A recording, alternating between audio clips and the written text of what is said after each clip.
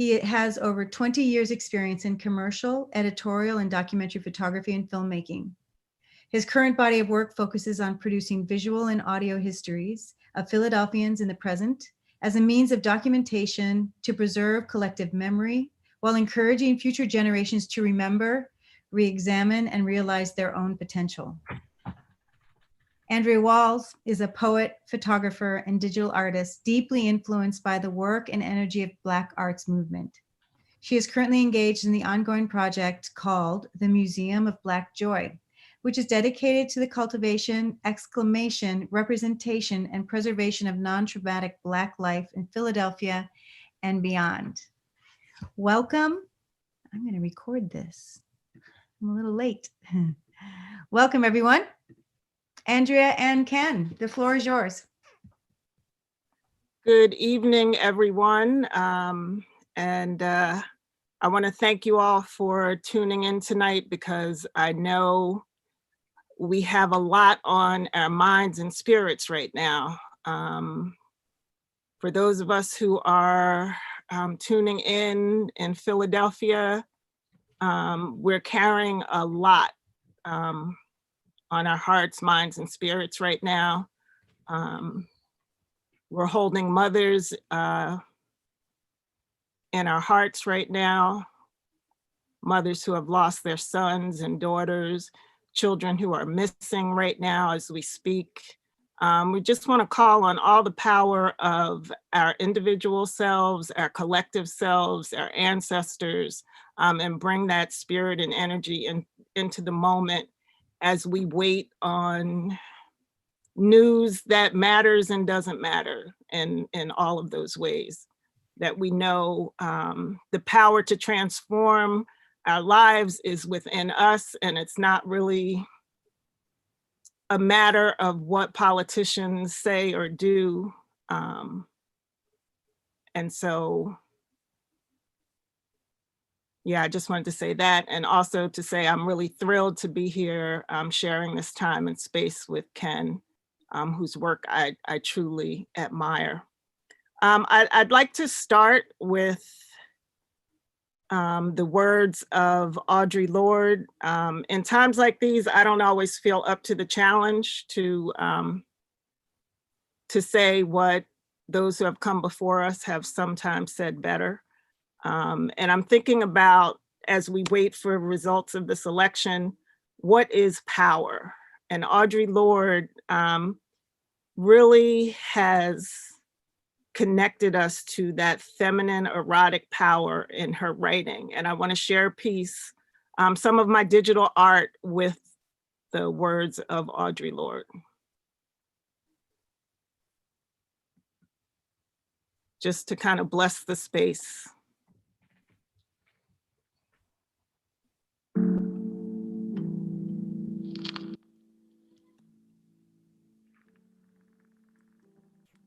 What I wanted to speak to today is another aspect or the opposite of pornographic, because it's really hard. I know it is for me, and I'm sure it is for you. Andrea Dworkin yesterday spoke about the necessity of our knowing our enemy. Well, in order to know our enemy, we have to expose ourselves to some really energy-sapping things. And to do that, we need all the strength we can get. We need each one of us to deal from a place where we are most powerful. What I wanted to talk about today was the erotic as a source of that power, and how urgent it is that we recognize that within ourselves and that we not confuse pornographic and erotic. The name of this is the uses of the erotic. The erotic is power. Now, there are many kinds of power, both the ones we use and the ones we do not yet use, acknowledged and otherwise. The erotic is a resource within each one of us that lies in a very deeply female and spiritual plane. It is firmly rooted in the power of all our unexpressed and unrecognized feelings.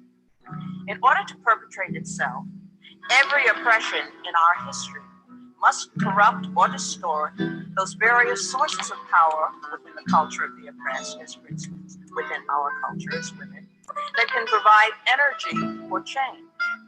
Now, for women, this has meant the suppression of the erotic as a considered source of our power and information within our lives.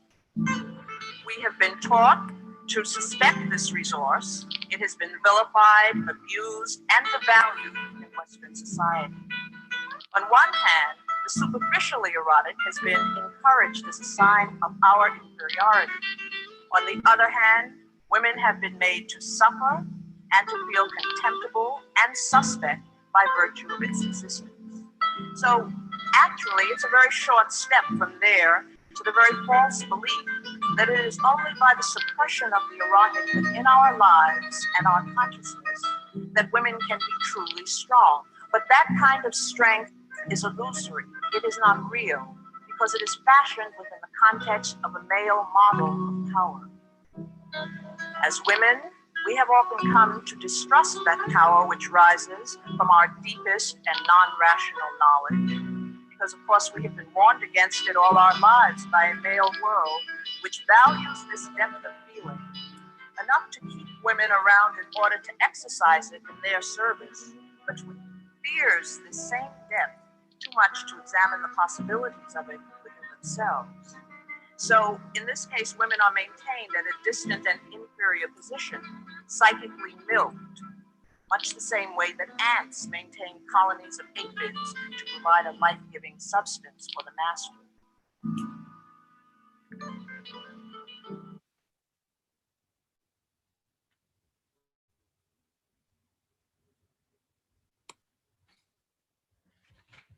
I just wanted to play that by way of opening and introduction to call upon the spirit of feminine power, especially at a time where the election is really pretty much just transferring one male-dominated energy to another. And it does, of course, make a difference which person is in that place. But I'm just really thinking about the work that Black women are doing and have been doing, and how Black women can be counted on to show up and show out and carry these burdens and continue to offer sustenance. And so I just wanted to call that into the space. And I guess before I show my work, I just want to bring Ken into the conversation. We're kind of winging this and kind of following a kind of organic principle this evening, because there's a lot going on in the world right now, and we're all really holding on to a lot. And what we may have had planned may not really be what's called for in this moment. So Ken, I want to invite you into the conversation and just to say hello.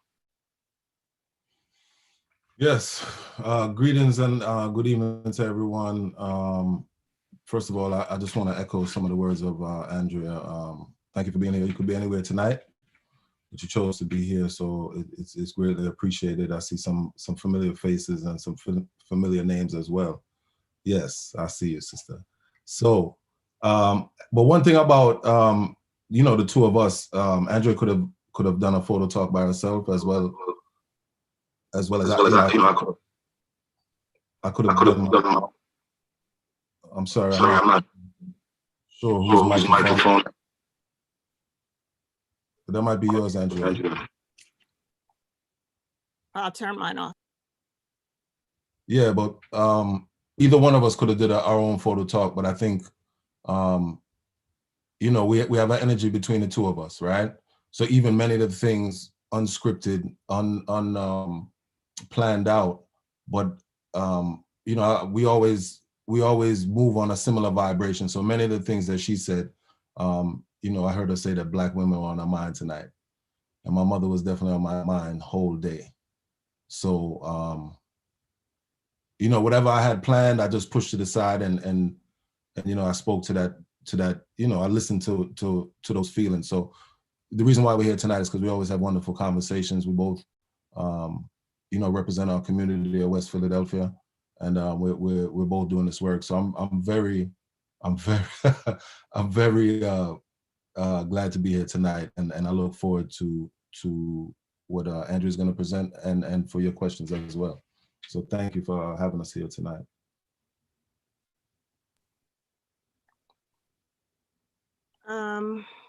So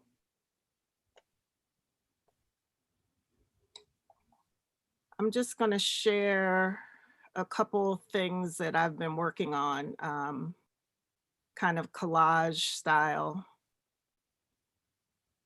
images and video, kind of video quilts, I call them. So I'll share, let's see, share my screen.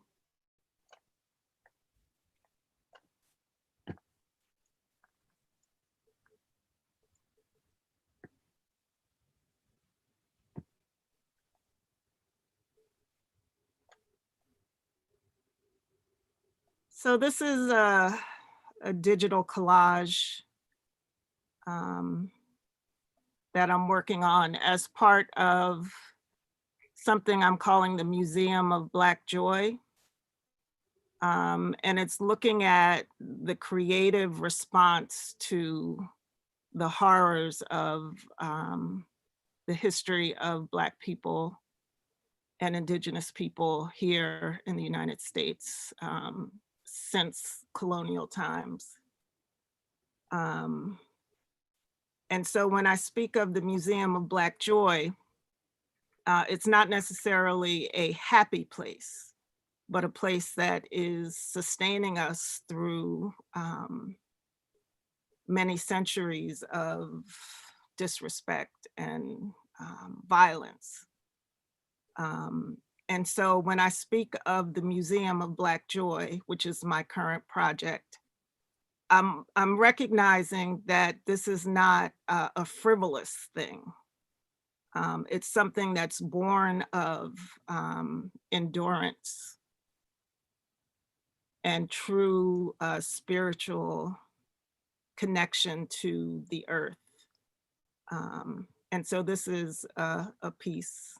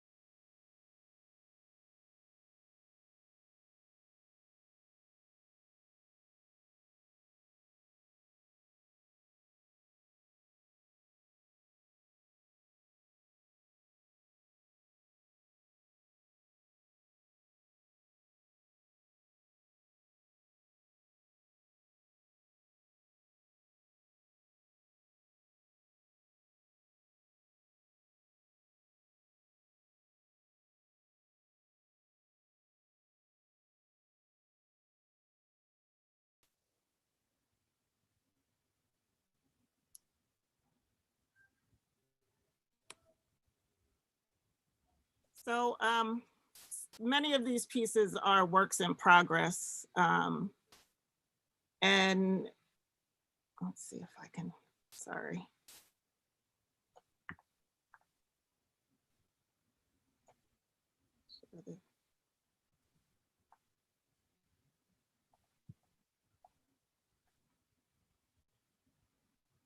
So this idea of taking a cloak, that thing that hides us and keeps us warm, also decorates us, And all of the joy that I'm speaking of in the Museum of Black Joy is also connected to this Middle Passage, this history of cotton, that thing that is soft and at the same time impossible.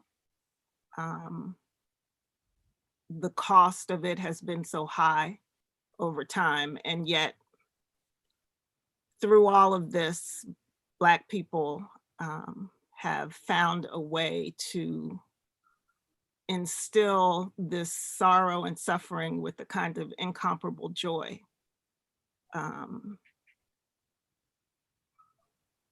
And so when I speak of the Museum of Black Joy, this is what I'm talking about. It's not a frivolous thing.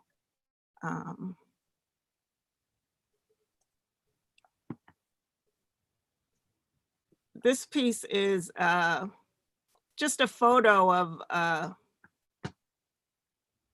one of Hank Willis Thomas's sculptures that's in New York, Brooklyn, I think. And so this is just kind of one of the video collages that I enjoy doing. It's a little bit of a rough cut, but it's layering in a poem by a often forgotten poet of the Harlem Renaissance, Angelina Grimke. And she wrote this poem about a Black finger. And so when I saw the sculpture, I don't know, I just kind of made a connection. And this is kind of a video collage from the photograph.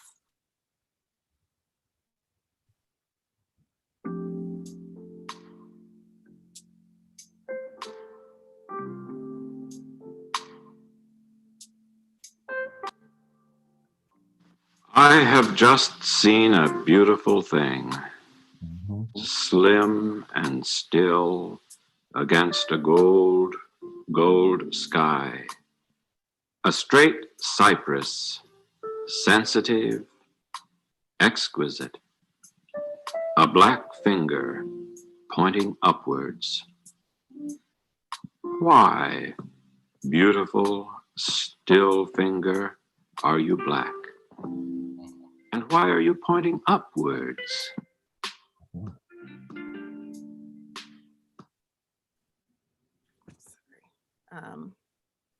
So I've always thought that was a bit of an odd poem, though I've always enjoyed it. This idea of looking up, reaching for more in the midst of an often sorrowful history. But there's something joyful in it, in that question. And when I saw the sculpture, I kind of made the connection to this kind of forgotten poem by a forgotten artist of the Harlem Renaissance. That's wonderful. That's wonderful. It's upful, very upful, you know.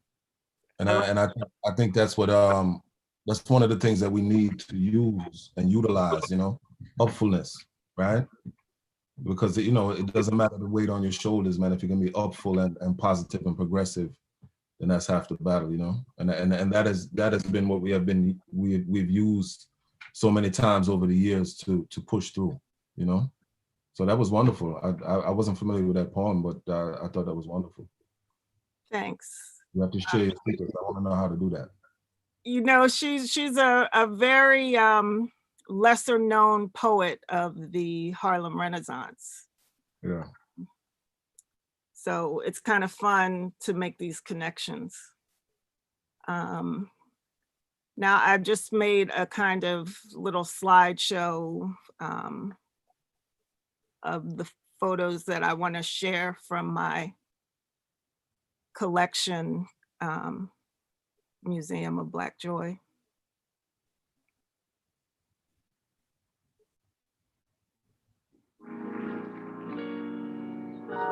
Oh, this little light of mine, I'm gonna let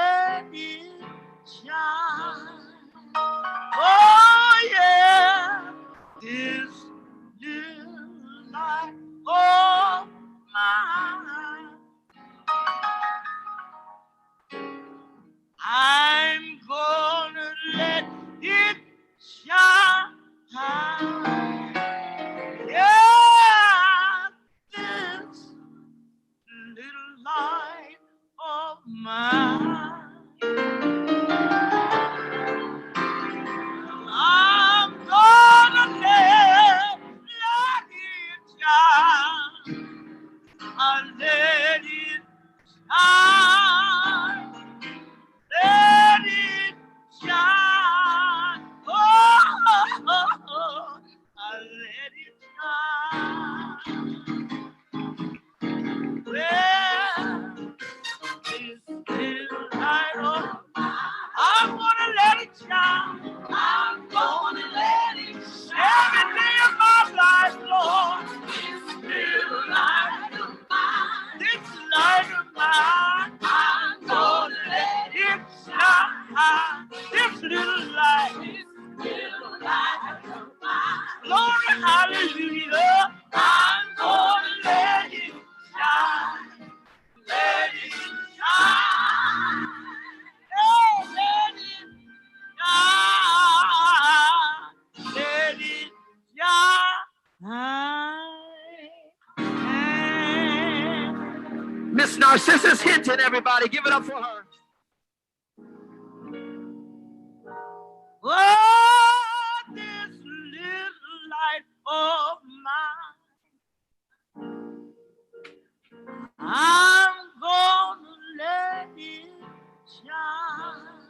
Oh, yeah, this little light of mine,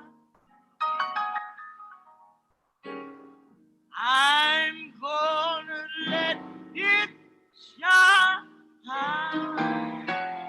Yeah, this little light of mine, I'm gonna let it shine.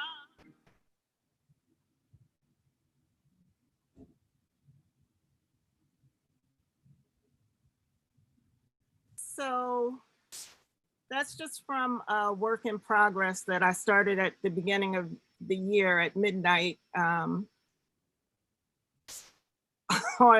what I had no idea was to come this year. I started on a quest to just take photographs, 365 days, just the places I go, just everything I know, Black joy in my everyday life. Nothing, no celebrities, no, just a father reaching out to take his child's hand crossing the street. Just a chronicle. Little did I know when I was out there at midnight on January 1st, what was to come in this year. I set out on a quest to create the Museum of Black Joy. A photo would be a father reaching out to take his daughter's hand crossing the street. 365 days of Black joy. Not Black celebrity, just the things that happen every day, the places that we go.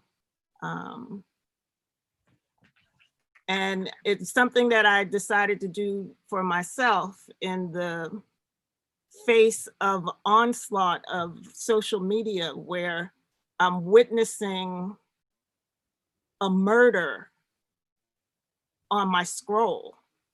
Mhm. With or without my permission. You know, sometimes these videos just start playing, and I have been just accumulating all of this grief, and there didn't seem to be any place for the things that happen every day, the tenderness that we share, the kindnesses.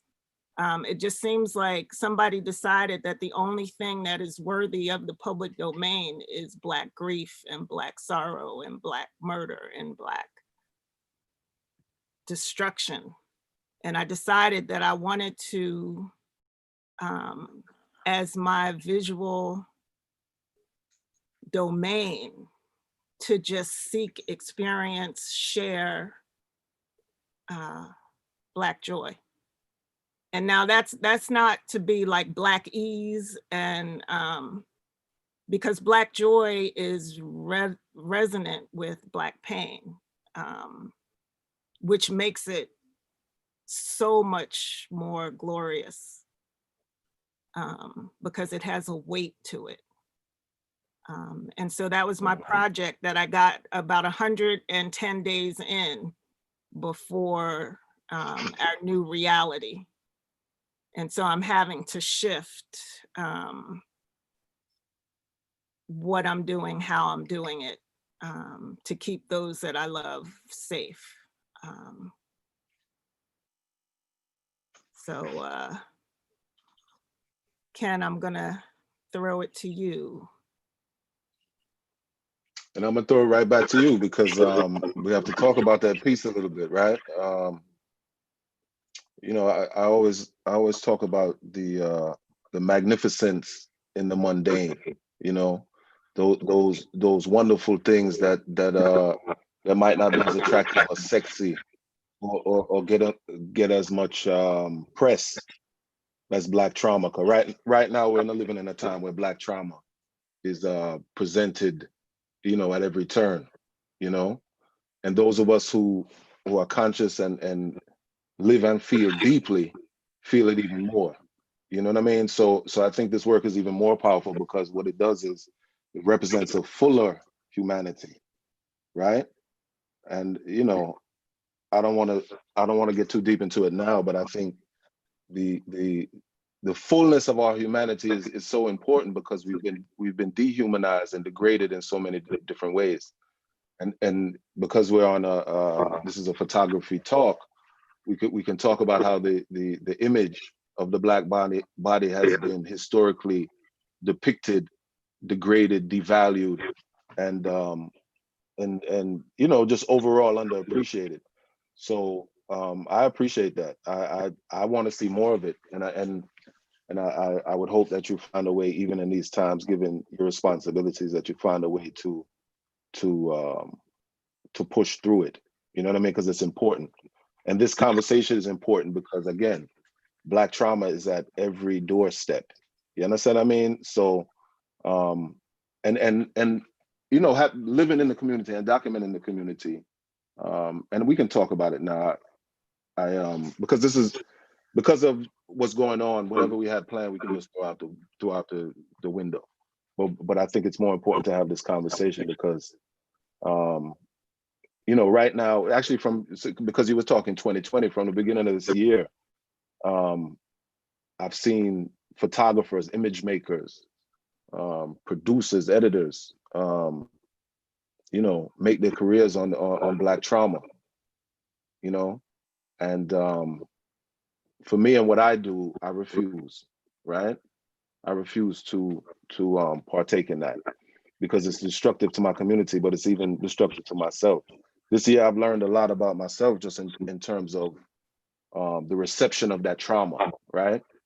You know, because you said, you know, you watched a man or you watched someone being murdered, but I will correct you because it's multiple people being murdered and you know, you're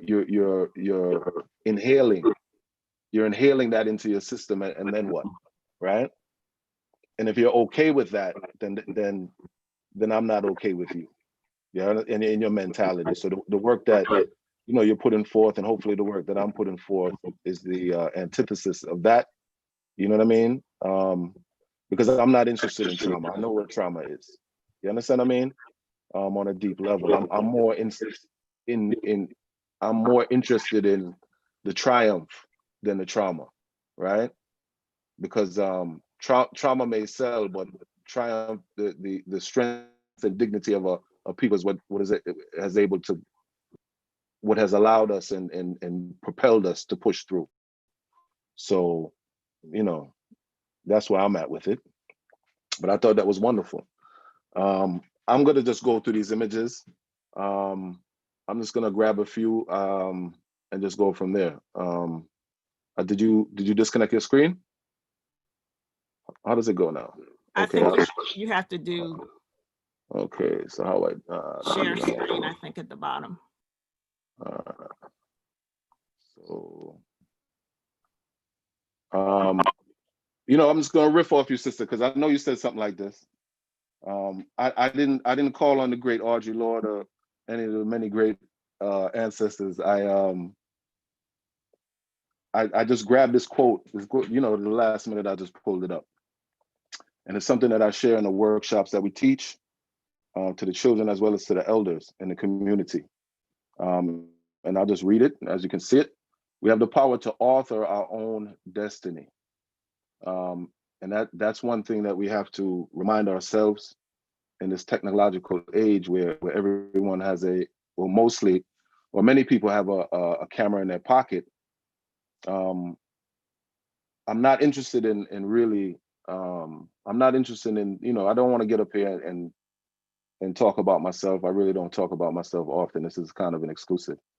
But I'm much more interested in the conversation of we than the conversation of me. And when we're in the community, I always encourage people to document their own story, the self image, the self, your familial story, as well as the stories of the larger community. So I'm just gonna go through it. And I don't want to speed through it, but I want to be mindful of the time. And we're just going to talk about some images. And I'm going to open up the floor. If anybody want to ask a question, just feel free. All right. So in no particular order. Starting out with this image because I saw this image, or I saw this in North Philadelphia several years ago, and it spoke to me because it's photography is really about perspective.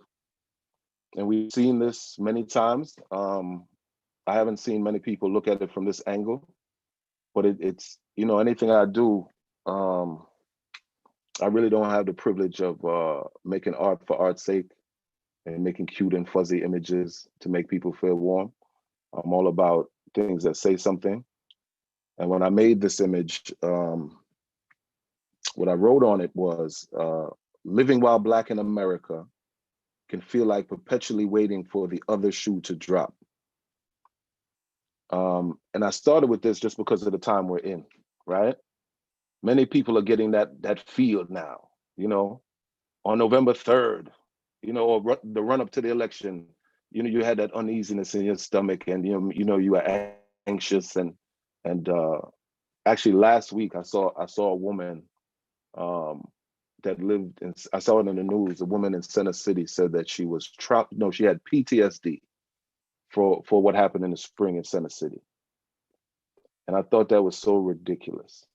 Because you mean one night, maybe 2 nights in the spring, have given you PTSD. When I know, I walk through my community and I see people suffering from all types of different traumas and pushing through. So 2020 has given the world or people outside our community a glimpse in, if they're looking, right? Because this has been a rough year for many, but it's been a longer rough ride for some others, especially for the conscious mind and those of us who are aware of the true history, right? So that's what I said with that. I'm just going to keep it moving because there's a lot of issues. There's not a lot of images, but there's I don't want to take too long, so I'm just going to push through, right? This is an image I made in 2015. It's titled "Black Steel in the Hour of Chaos," from a series with the same name. I was born into a family of very strong people. I've been thinking about my mother all day. The wonderful, my mother is a wonderful exclamation point of a Black woman. You understand what I'm saying? But what I mean by that is just strong, dignified, no lean. Straight up and down. She tells you how she feels. She's dignified in every step, and she just carries herself in a way. regardless of what's going on. And in tough times, I always kind of reflect on my parents and how they were able to navigate so many things, but never losing their dignity, never forfeiting their power, you know. And this is the standard by which I live by, and I'm trying to really uphold, because you know, it's quite a standard to uphold. So that's what this is. All right. Again, these aren't in order, but because I think things change. But this is Mr. Davis of Davis Refrigeration. He's in the community. There was a restaurant across the street that I frequented, and I'd always see Mr. Davis, and we'd always have a wonderful conversation. Always dressed to the nines, I believe the expression is. Always super sharp. And I'm just gonna pause it for a minute. Like, I will share this with you. I started in photography some 20 something years ago. I was in New York. I worked in the film industry, and I photographed a lot of musician rappers at the time.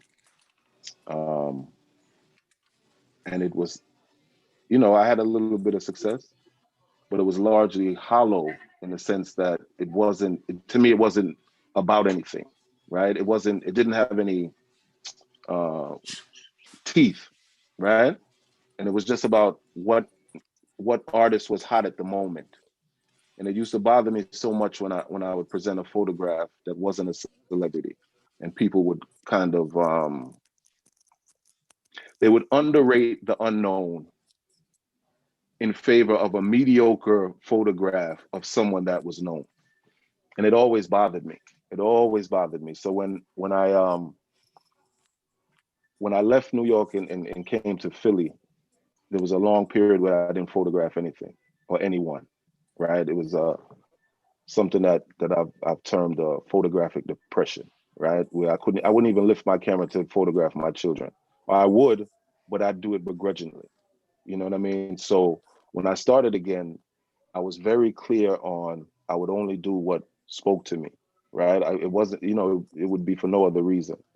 So Mr. Davis is an example of that, because, you know, we built up a relationship, and, you know, without business card or company affiliation, I'm not even Excuse sure if me. this was. Do you have any turtlenecks? I'm looking for turtlenecks. Yeah, I got 3 turtlenecks on aisle 3. Go to aisle 3. Looking for like the short ones? Yeah, Oh my those gosh. are in aisle 4. Because Yeah. we do have sweaters of them. They're right around here. Oh You my gonna get that, Lori? You want to do that? I'm over here on this one. Are we good? Yes? Sorry about that. No worries. Turtlenecks are hard to find. I think they're in aisle 4 on the top shelf. Yeah. So I'm not sure what I was saying, but I'm just thinking of turtlenecks, to be honest. Yeah. So Mr. Davis, so when I started to photograph again, it was just about really documenting my community. You know what I mean? And the good and wonderful things that I know to exist within my community. And Mr. Davis was one of those. Mr. Davis learned entrepreneurial efforts from his father, and just gave him so much credit for everything. And you know, he taught him everything in business, and he would always tell me about his father. And we made this image in front of his store a few years back. Unfortunately,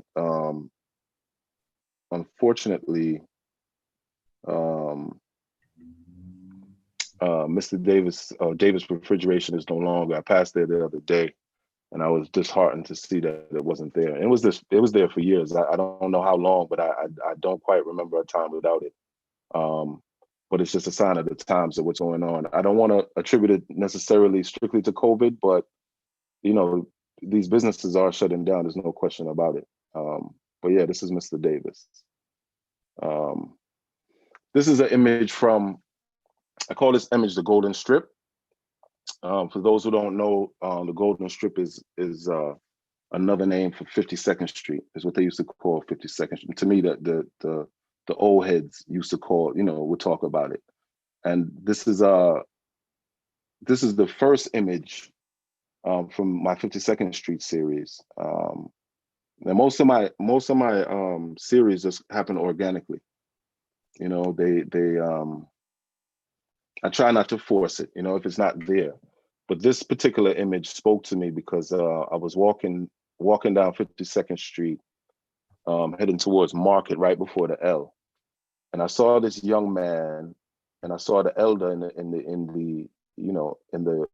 the foreground. I mean, in the background, and it spoke to me because I realized that the elder had seen the heyday of 52nd Street, when it was the Golden Strip, when there were Black businesses from one end of 52nd Street to the other.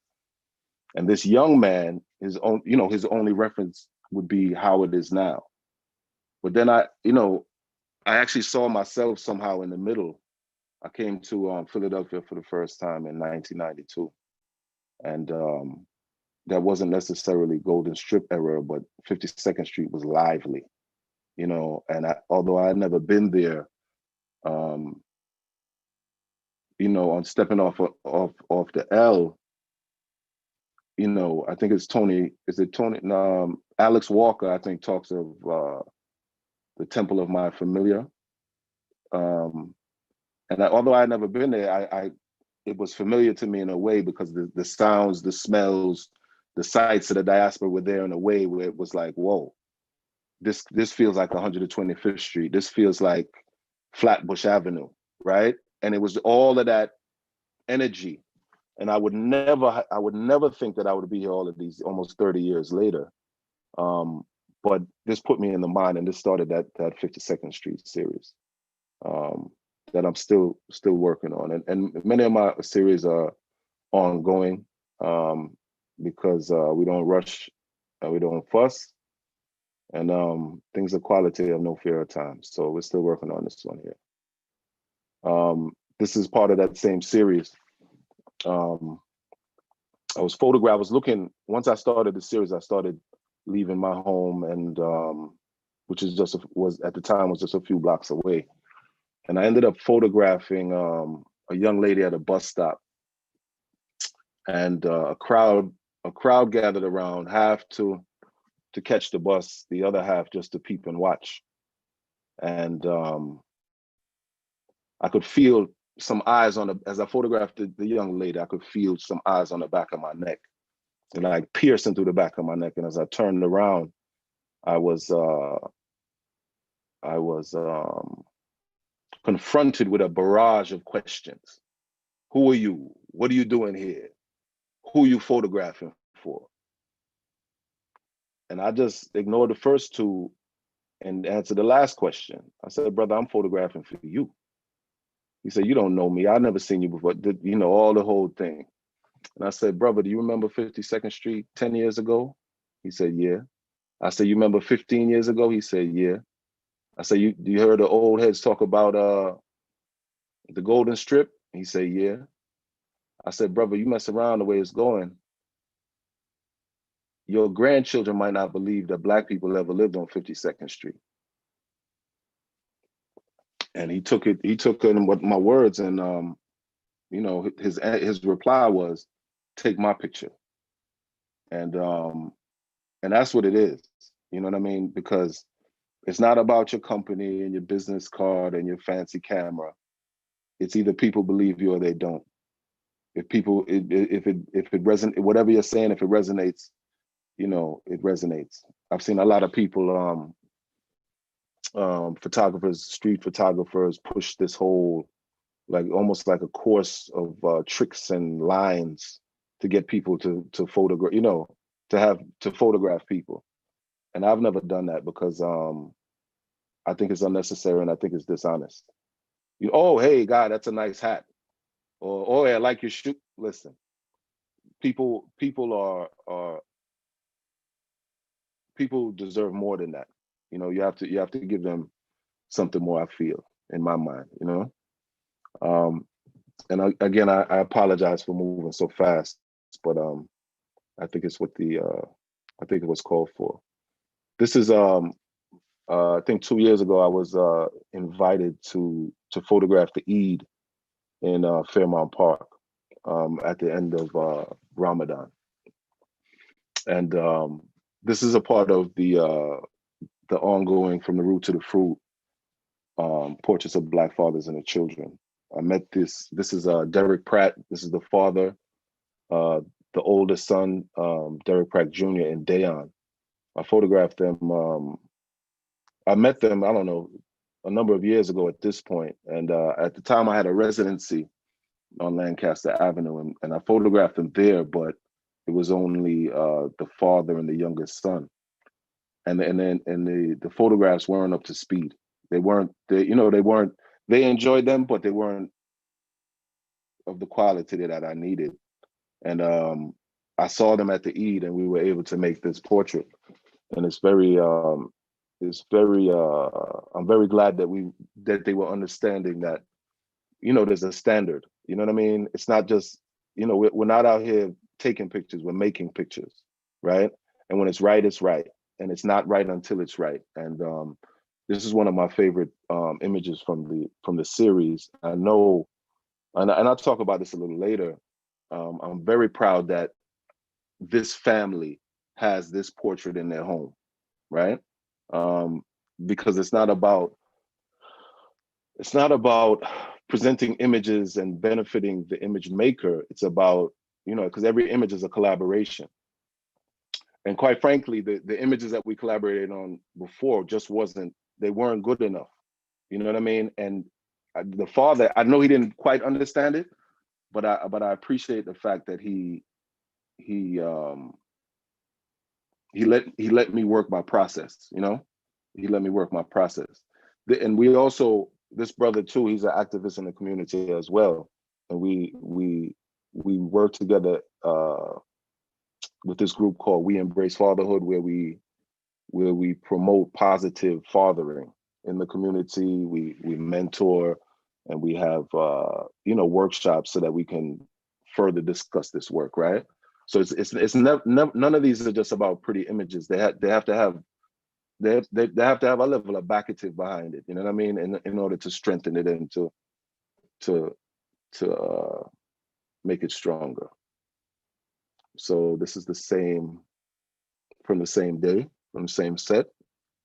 And it was pretty hot out there, and we actually found a spot in the shade, and it worked very nicely. So I'm always grateful when people just, give you a part of the day, especially on a holy day, So this is from the same day, same series, from Eid. One thing about my camera in the community, sometimes people from different parts of the city or walks of life, and they don't even know you do what you do. I know the brother on the left from something totally different. And it's always a pleasure for people to see you, as you are. You know what I mean? Another aspect of who you are. So that's what this is. This right here is Miss Van. Miss Van, I photographed her for the same residency that I just mentioned. I had a studio on Lancaster Avenue, and her granddaughter and her great grandson walked in. They mistake the studio for the pet store. They were on the way to the pet store, but they walked in. We had a wonderful conversation, and I told them that I was photographing the heroes and heroines of West Philadelphia, and that was the project that I was working on. And they suggested their mother, and this is their mother here. She's photographed here with her, which I believe is her great grandparents, if I'm not mistaken. But what her granddaughter wanted me to do was she at the time they walked in, I think a week later, she was finishing her last week of chemotherapy. So they asked me to go to the hospital to photograph her ringing the bell, meaning that, you ring the bell when chemo is over. and I photographed them there. And I promised the woman that I would give, and it was just it wasn't, it wasn't any great photograph, it was just documenting the joy of finishing, that experience. But I told the woman, I promised her that I would photograph it another time if, God willing. So she invited me into her home, and we had a wonderful conversation. And it's always very humbling for when people invite you in their home, So she invited me in her home, and I photographed her. But I remember when I photographed her, I told her, I said, "This is not for you. This is for your children's children." Actually, I said, "This is not for you." And then you could see her get upset. And she said, "What do you mean? You're in my house. The camera's pointed at me. What do you mean it's not for me?" And I said, "No, it's for your children's children." And she took it in, and she received it. And yeah, and that's what we did. But I will say that several months later, or the next year, I got a call from her granddaughter saying that she passed, and they asked me to go to the services. But and I did. I remember I had my son plays basketball. I coach his team. We did the game. Pretty sure we lost, and I did a wardrobe change in the car, and I went to the funeral. And it was a snowy day right there on 63rd Street. And I was late, but when I walked into the church and found a seat, I looked up to the altar, and they put the frame print of this picture right here next to the casket. And I was very, I was very humbled by that, because, I told the woman it was for her children's children, but I didn't think they would inherit it so quickly. But I love the fact that she appreciated it, that she made space on her wall for it. And I am humbled by the fact that it will exhibit perpetually in the homes of this family, right? So this image has never touched. This is my first time even showing the image. Obviously, the family has it. She had it, but it's really about the people receiving, the people receiving, these works, and they become exponentially more powerful in their hands than on, and not just for me, on your website, on your social media. These things are worth way more than little likes and little follows. That's why we don't get hype over the little likes and the follows, because it's something deeper. I'm gonna keep pushing. So Andrea, when you talk, I told you my mother was on my mind. This is not my mother. This is actually my neighbor. But my mother always says, "Give me my flowers now. Give me my flowers right now. Don't wait till I'm dead and carry no flowers to the grave. Give me my flowers now." So this is the whole impetus behind this series. This is a new series that I'm working on. It's called Black Women and Child. This is my next door neighbor. I just gave them these pictures tonight. I just showed them the pictures tonight. It's beautiful, beautiful. Thank you so much. I just gave it to them tonight, and I asked permission if I could show. I said, "Let me." I didn't show it anywhere else, but that's the whole thing. So I've also, and then I should say this because it is getting late, and I'm going to rush through the rest of these. But I've been working on expanding the artistry. So people know me as a photographer, but I'm a frustrated director, at heart. So what we've been doing is doing vignettes, and sometimes I tell stories. I'm a storyteller, but stories are best told in people's own words. I feel, you know what I mean, with no filter, no frame. Sometimes you just need the straight story. So that's what we're doing. We're doing vignettes. I've been working with a young filmmaker, Taj Devore, and you know, hopefully we'll, and I might show a little piece of something tonight, unfinished, but just to show you what we're working on, you know. So this is what it is. So this is part of the series we did. I photographed the whole family, but this is the grandmother. So we're gonna honor her first. And also, let me just say this too. You know, I just come from some strong women, you know.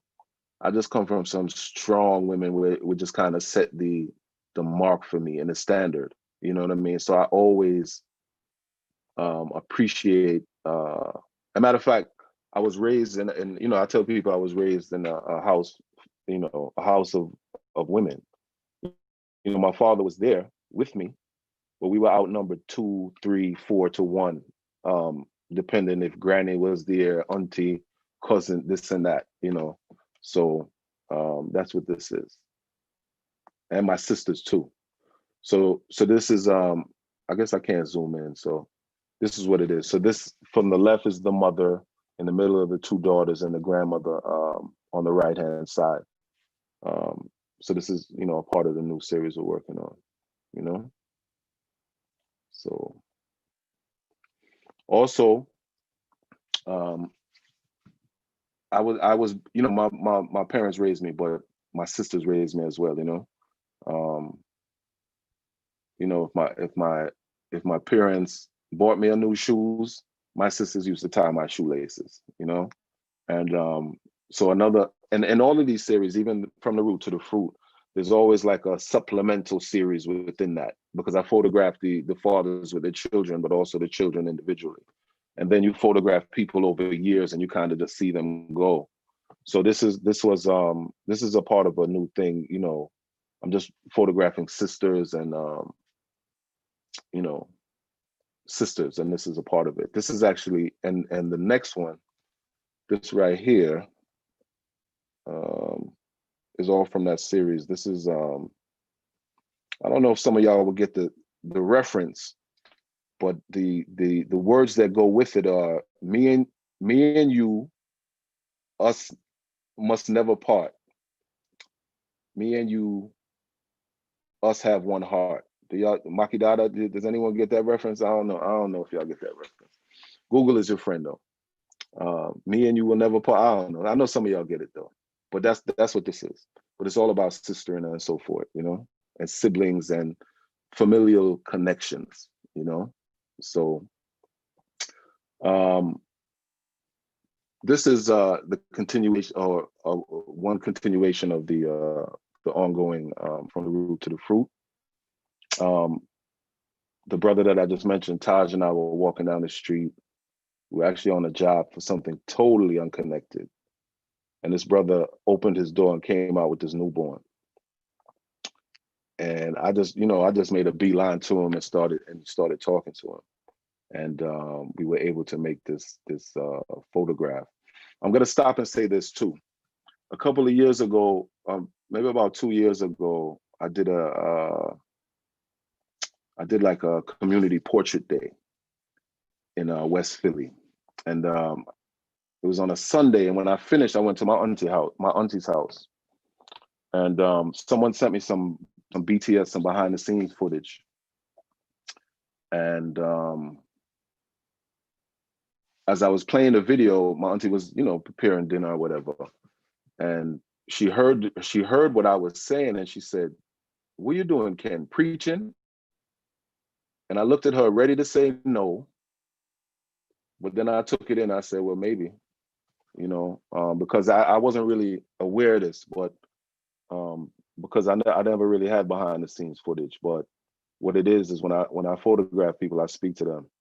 You know, I speak to them. I speak power to them. I speak truth to them. I speak all of these things, and I wasn't really aware of it until that day. And then I'll say something else too. One of my influences, Jamel Shabazz.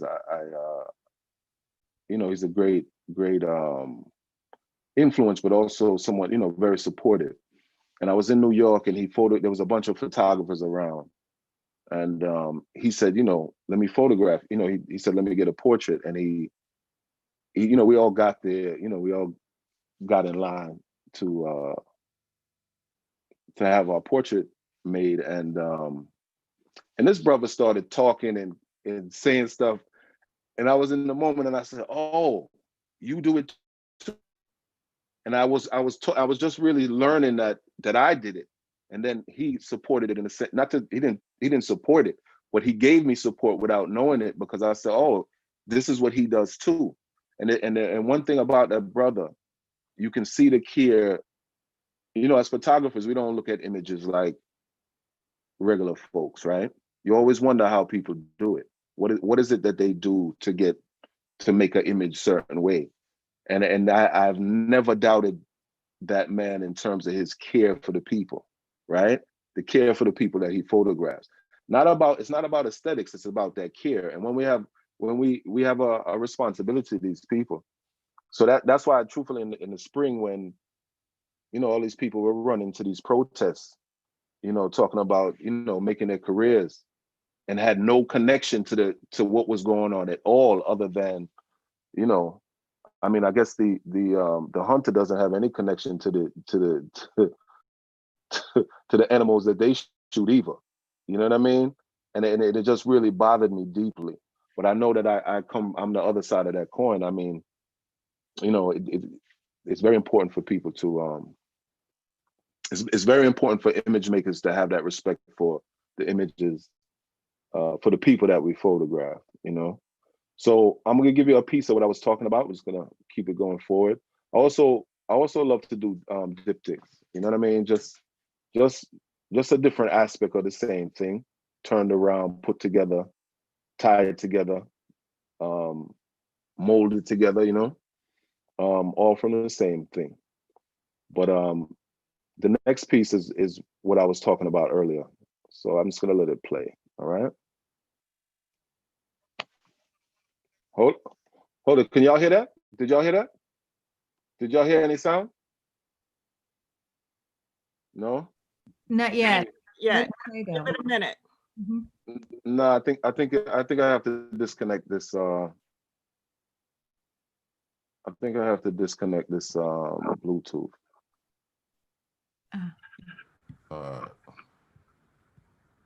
So,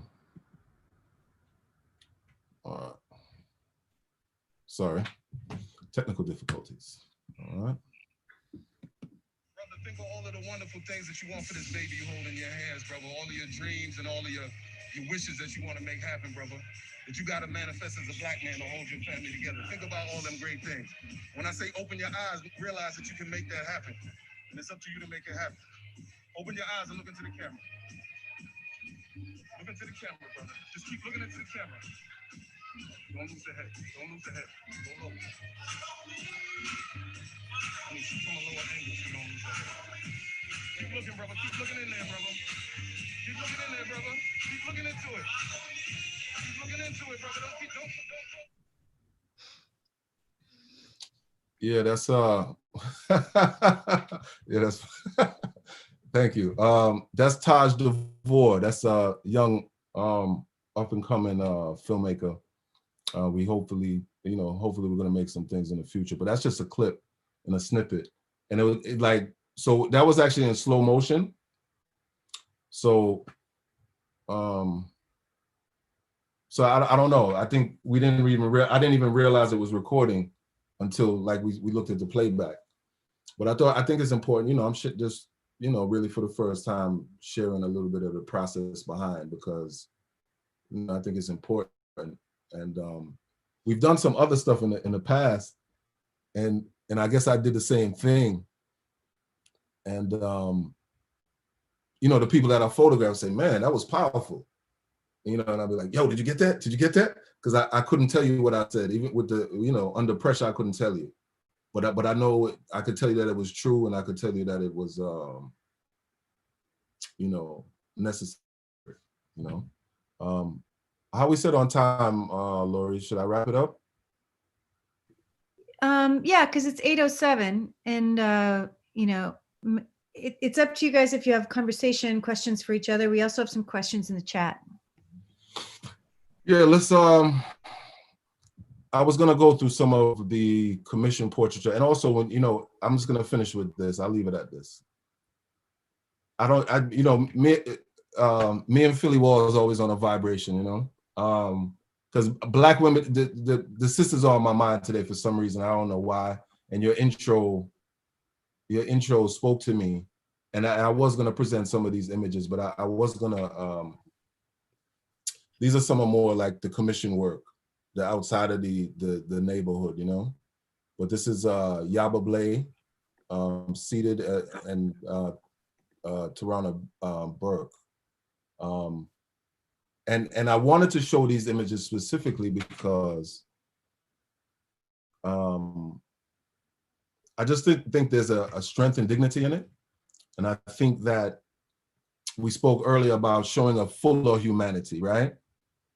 Because it seems like, you know, people can only figure out black and white. They can't understand any of those shades or any of the gradations, you know, or the complexities that make us who they are. So I'll just share these last two images, but they're actually the three of them, but this was the first. And just to show you the range, you know, and this was all Yaba's idea, actually, you know. I had a great, oh, let me do this and that. And she said, I have an idea. And I said, what is it? And because I'm telling you, all of these photographs are collaborations. And when you look at them as collaborations, because how can you photograph someone and know them better than they know themselves, right? Yeah, you might know lighting, you might know apertures and f-stops, yeah. But they have to know themselves. They and you know, I wrote very simple. If you don't love it, I don't like it. You understand what I'm saying? Let me say that again for the people in the back. If they don't love it, I don't like it. You understand what I'm saying? Because it's a standard. It's not, oh yeah, I got a cool capture. You know what I mean? Or whatever these, you know, these violent words that photographers use. No, it's more purposeful than that.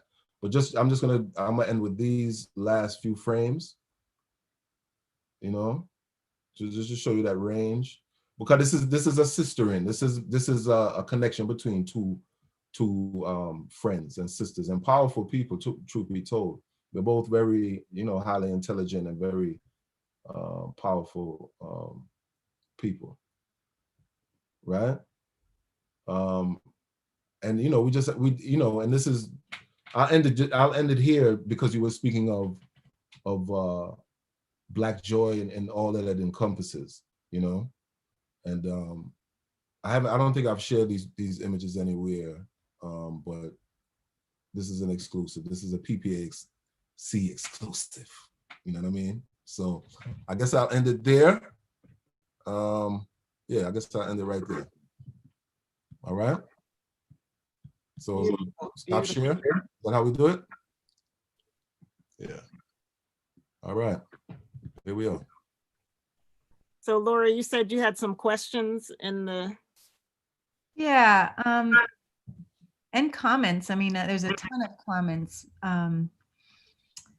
Anna adds, when during your presentation, Andrea, I'm thinking of Ross Gay's Book of Delights. And Anna asks if you're familiar with the premise of the book. Yes, I'm a big fan of Ross Gay, especially in these times that can be quite heavy. He has a gift of buoyancy in his work while telling the truth and still maintaining a lightness with the gravity of knowing what people are up against when they manage joy. So I do recommend his work for any poets out there. So I just would love to say thank you for sharing this time and space. I'm always very moved by your work and your words. And, you know, those of us who are in the beginning stages need those people to look to and find a certain kind of mentorship, you know, even if it's not in that didactic way that people are so familiar with in that school world, but in that way that you share your heart and you make it manifest for those of us who are kind of still learning. I mean, I guess none of us ever stop learning, but so I really, really appreciate you and your work and your thoughtfulness, the way you approach what it is that we're all out here trying to do. Thank you so much for that. It's too kind. You're too kind, really, and I'm really glad that we did this together because there's power in numbers, and you presented some lovely work that I'm really inspired by, but also I just think we just move on a vibe, I just and we've done that from the very beginning. I'm not sure where we actually met, but I do remember, and I'll just share this real quick with them. Last year, maybe, or was it the year before it all blends together?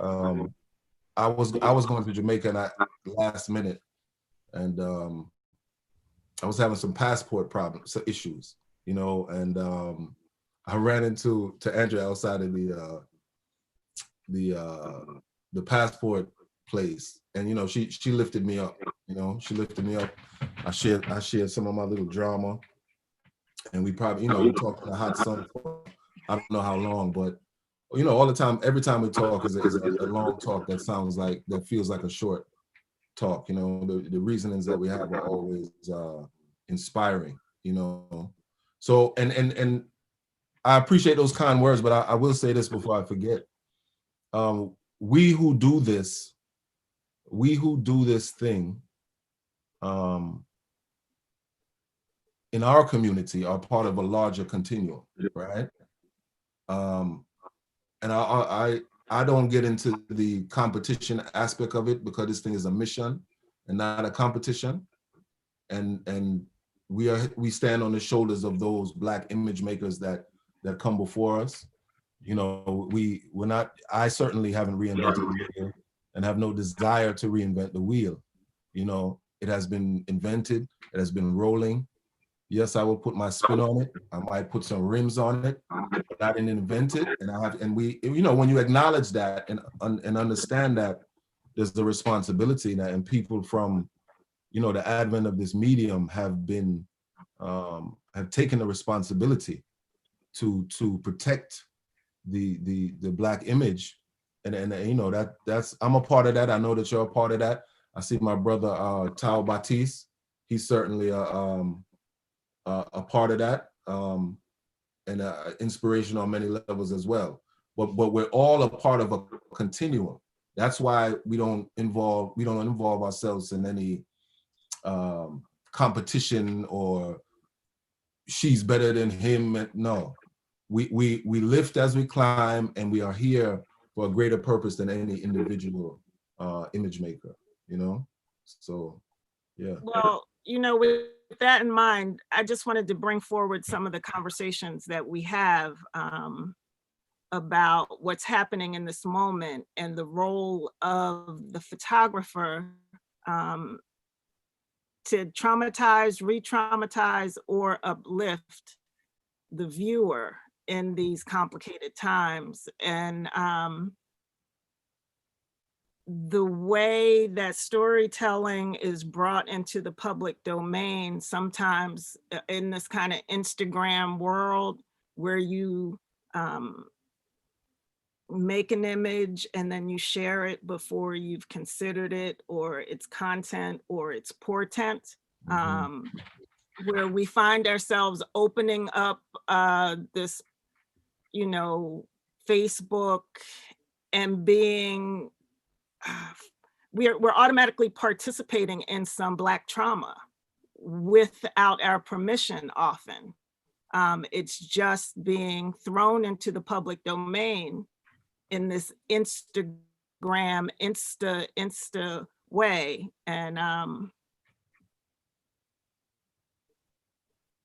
And I feel like it's having kind of a profound impact on a kind of subconscious level across this public domain that we share. And we become consumers of this trauma with or without our permission sometimes. And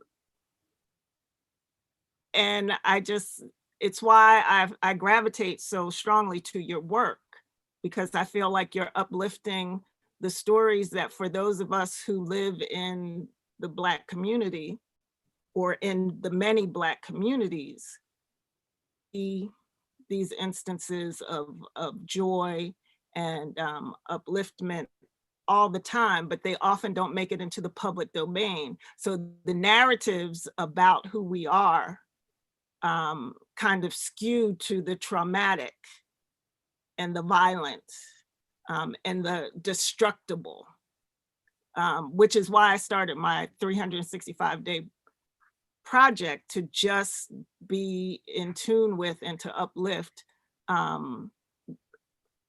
casual moments of Black joy everywhere I find them. Not, nothing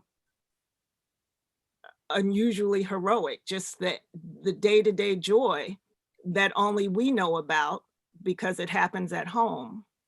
And so I really appreciate the care that you take with your image making and wanting it to be in the possession of the people whose images you are.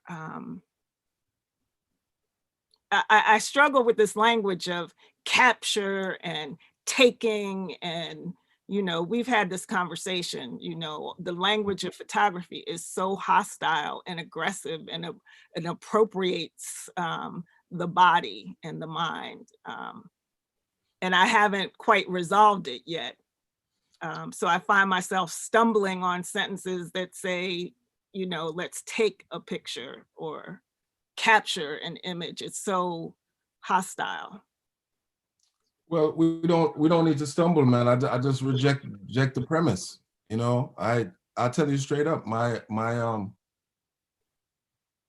ancestors were captured and flung on a boat and held in captivity for centuries. And right now, as we speak right now, my brothers and sisters are held in captivity, right? Right now. So why would I even use that word to reflect, or to reflect what I'm doing? Like it's very important. Intention is important. You know what I mean? And the words we use become, our thoughts and words become our actions.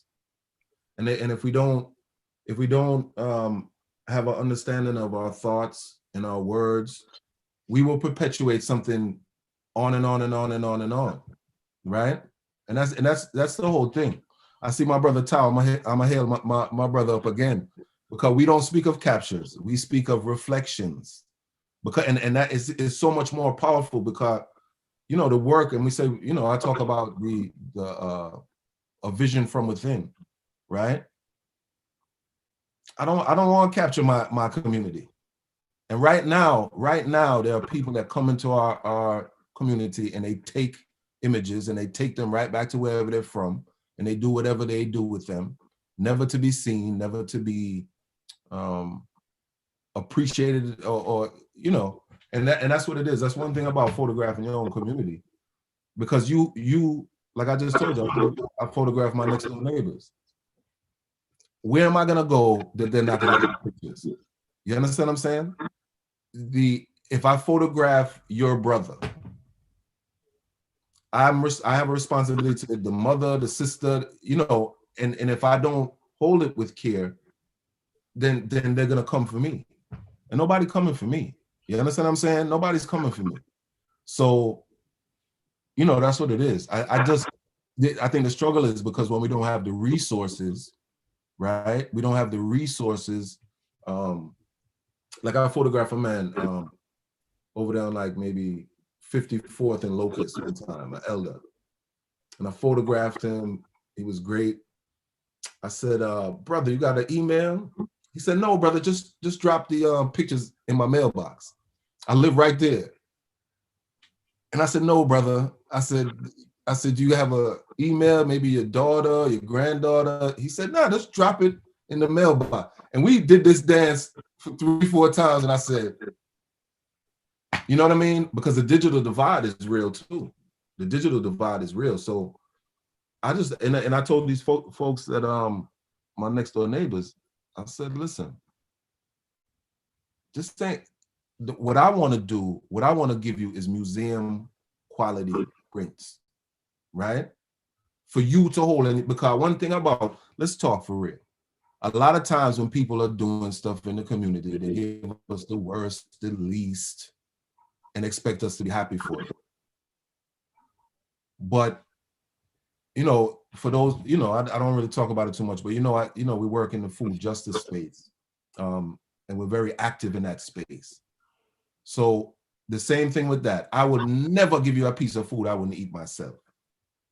Maybe I wouldn't. Maybe I don't eat what you eat. So I'm. Yeah, but actually, let me say that. I might not eat what you eat, but I make sure what I give you is, if I did ingest it, you understand what I'm saying? It wouldn't. In other words, people, there's a wicked thing that goes on in a lot of these institutions, where because you're giving us a penny, you're giving us the least, we're supposed to jump up on.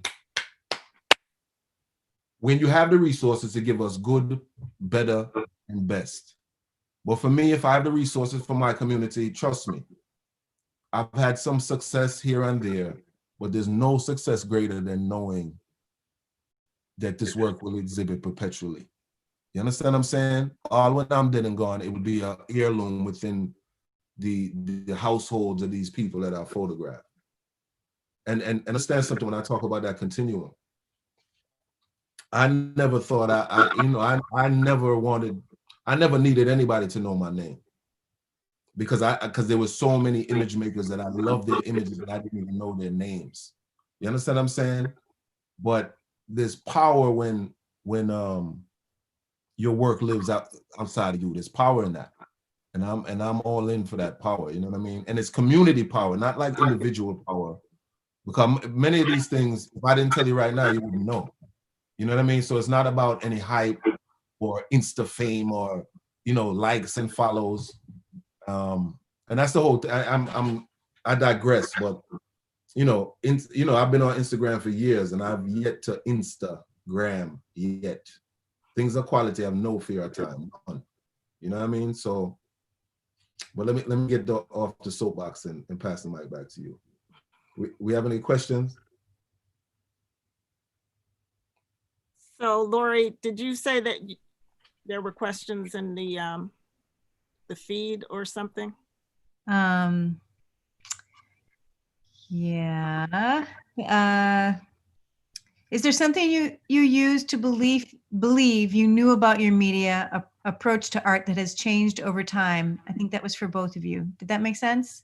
Could I hear it one more time, please? Thank you for sharing your work for both. Is there something you used to believe you knew about your media or approach to art that has changed over time? You could take. Is that for me or for both of us? Either, both. I'm very new to the photography world, though not new to life and poetry and thinking and being in the world and in the community. So I think I have a lot to learn about photography, but as a storyteller, I mean, I just move with faith and try to do no harm, and try to uplift and tell the stories as I see and engage with them with as much respect as I can manage. I honestly don't even remember where I was going when I started answering. I just kept going and didn't remember the question, so. I don't know if I remember the fullness of the question, but I will say this. I'm constantly learning. There's so much to learn. I've been doing this thing for a long time, but I took such a long break. There's so many things that I don't know. And then I need to learn. And I'm just being humble with it because I think that there's higher heights ahead. You know what I mean? If we just stay humble and stay true to stay away from those distractions, because it's easy to do it. There's certain things that everybody do that is very easy to do and very seductive to do. You understand what I mean? And I'm just really trying to stay true to my overall principles and purpose. And I feel like if I do that, I'm good, But I do have a lot to learn. I do have a lot to learn, and I'm open to you know, help from different angles. Yeah. And I mean, I would just add that I am utterly and thoroughly in love with the Black people who raised me. And so therefore, I feel like very much in that continuum of people having been filled with that love and that care and that responsibility, that it has to come in and through whatever work I do. If it's photography, as I learn the skill of photography, I still have to move with the heart of the people who raised me and continue to care for me and uplift me. And, you know, it's that capacity for joy. And I'm not talking about happiness, I'm talking about joy, that deep resonance that is equally in tune with sorrow, and manages to rise in and through that sorrow to attain this miracle that I'm speaking of when I talk about Black joy. It's a capacity to suffer and still see you as a human and care and uplift, even in the full knowledge and experience of sorrow and pain.